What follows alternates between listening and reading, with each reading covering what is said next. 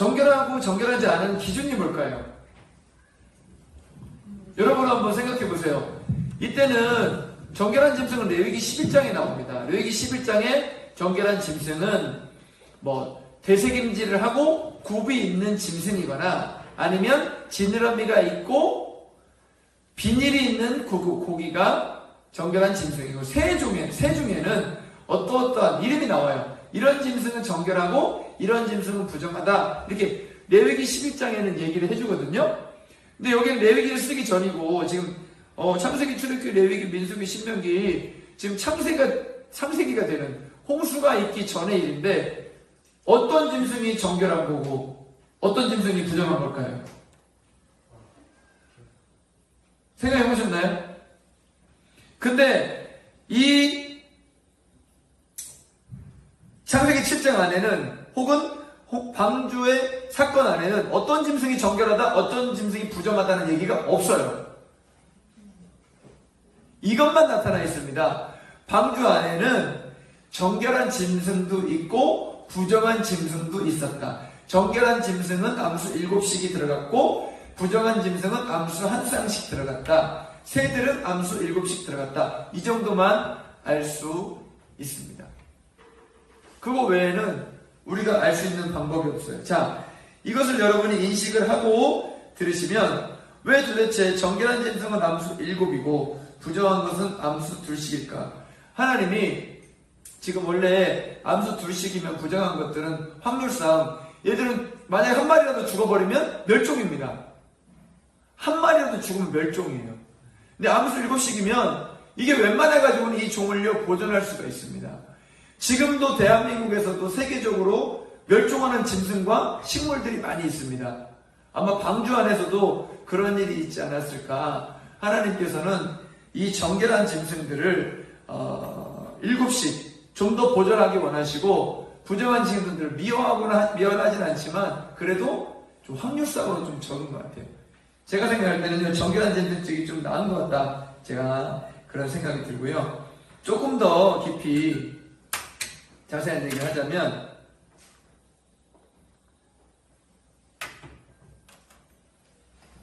이 정결한 짐승 이게 암수 7씩 굉장히 많은 양을 보존하는 것 같지만은 이 암수 7이라는 7이라는 숫자 자체에 대해서 하나님의 수, 거룩한 수가 붙어 있습니다. 그래서 숫자로 생각하면 거룩한 짐승, 그 다음에 구별된 짐승이라고 표현될 수 있어요. 그래서 우리가 방주 안에 이 2가지 종류가 하나님이 이렇게 구분해서 태웠다는 것을 또 알 수도 있습니다. 저도 항상 궁금한 게 여러분에게 물어보고 싶은 게 도대체 이 기준이 뭐냐는 거예요. 어떤 게 부정하고 어떤 게 정결하고. 자, 기준은 이겁니다. 하나님이 정결하다 그러면 정결한 거고 하나님이 부정하다 그러면 부정한 거예요. 이 이야기를 통해 알 수 있는 것은 하나님이 정결하다고 한 게 있고 부정하다고 한 게 있다는 것입니다. 자, 적용을 해봅시다. 성경은 다 사실이고 성경은 다 예수님의 이야기고 성경은 믿는 자들의 심령에 나타날 사건이라고 제가 3가지 기준을 말씀을 드렸습니다. 구약을 읽을 때는. 그럼 우리한테 적용을 시키면 도대체 이게 무언가. 여러분 구원받은 무리 중에서도 여러분 구원받았다고 그래가지고 방주에 탔다고 해서 전부 다 하나님이 인정해 주는 것만 아닙니다. 방주에 탔다고 해서 하나님이 다 인정해 주는 건 아니에요. 태어났다고 해서 다 건강하게 아이들이 자라는 게 아닙니다. 태어나서도 어떤 사람은 건강하게 자라요. 어떤 사람은요 어릴 때 병이 될 수도 있고 심지어 어릴 때 심한 병을 앓으면 헬렌 켈러 같은 경우는 심한 열병을 앓아서 보지도 듣지도 말하지도 못하는 장애인이 되기도 했었습니다. 육신으로도 뭔가 문제가 생기는 사람이 있는 것처럼 영적으로도 우리가 건강한 사람이 있고 영적으로 병든 자들이 있다.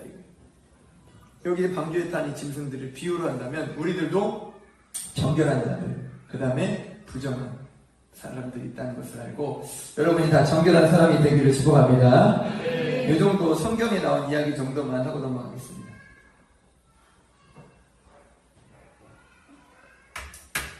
네, 또 아까 뒤에 손들었던 네, 같은 질문이었습니까? 네, 우리 뒤에 또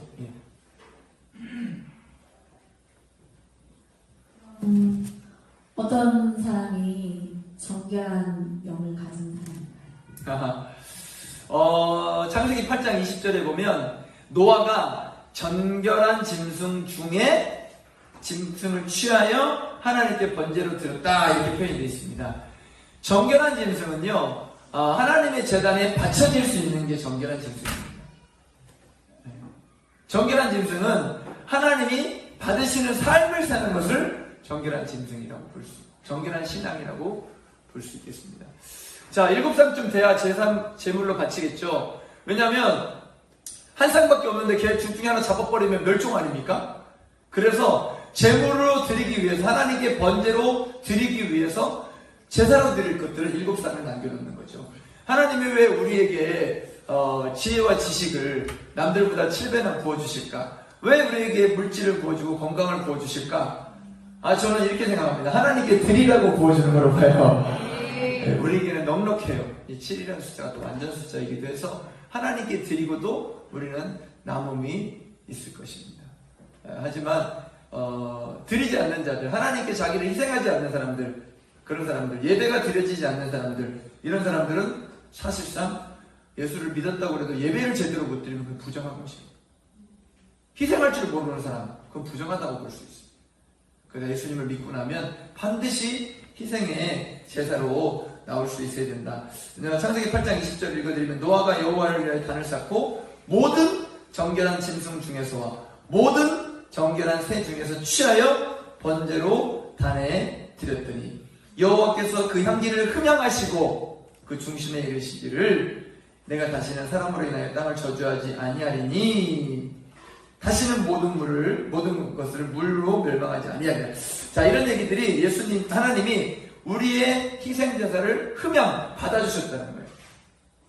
정결한 사람은 희생하는 사람, 예배 때 자기의 것들을 죽일 수 있는 사람. 그래서 그것이 정결한 삶의 기준이 될 수 있다. 이렇게 말씀드릴 수 있습니다.